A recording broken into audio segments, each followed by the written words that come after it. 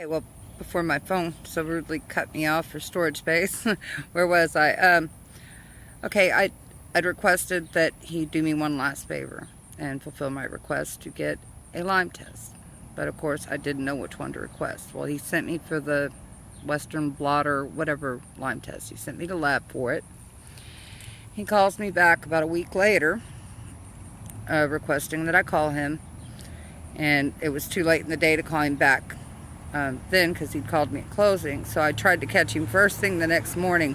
Let's just say he was on the phone abruptly as soon as our office opened, returning, trying to reach me again.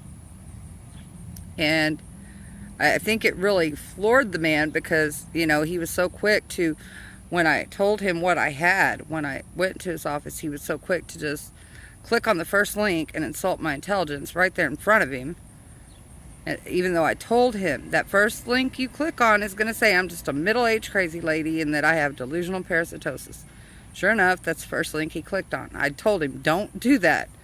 But what does he do? He does that right in his office. So at that point, already being extremely frustrated, and the anxiety had hit me so hard, I was so scared to death, having went through all this myself, with none of my loved ones, believing me, dismissing me as insane too, that,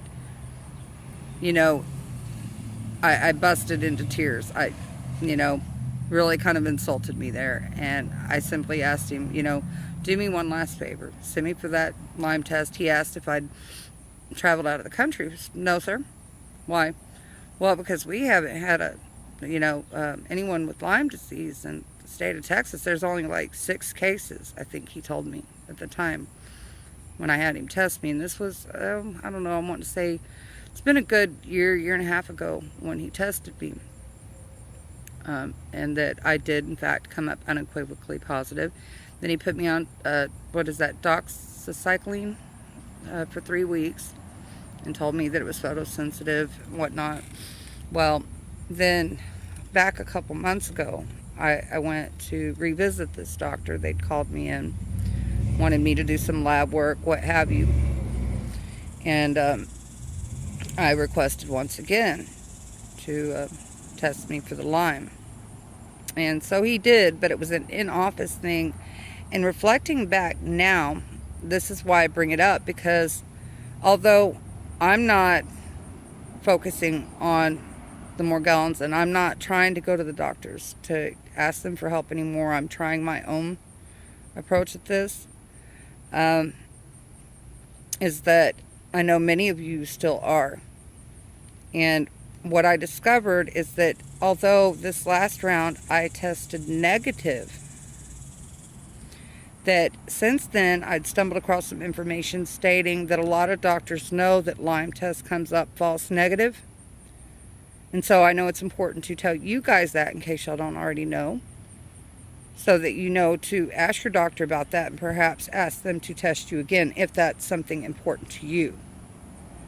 For me, the only thing in me doing so is because it gives further confirmation of kind of where I'm at with the Morgellons, because I know that the Lyme disease is in fact a secondary disease, that Morgellons is the primary.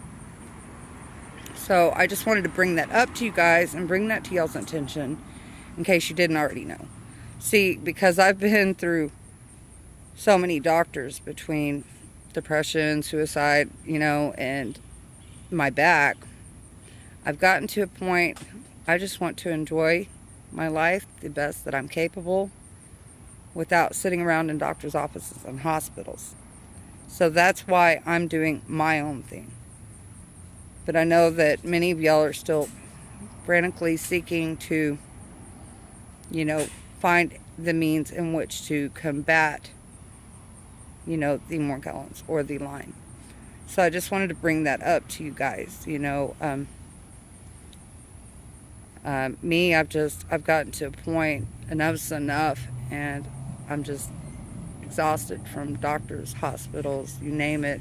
It all started really young for me. I was 21 when my back messed up, and it's been very extensive, very severe. And I don't want to do that. I don't want to spend my time in doctor's offices. I just don't, you know. But I did feel it important to kind of revisit my own experience and what I have discovered in order to share with you guys that it might be beneficial to y'all.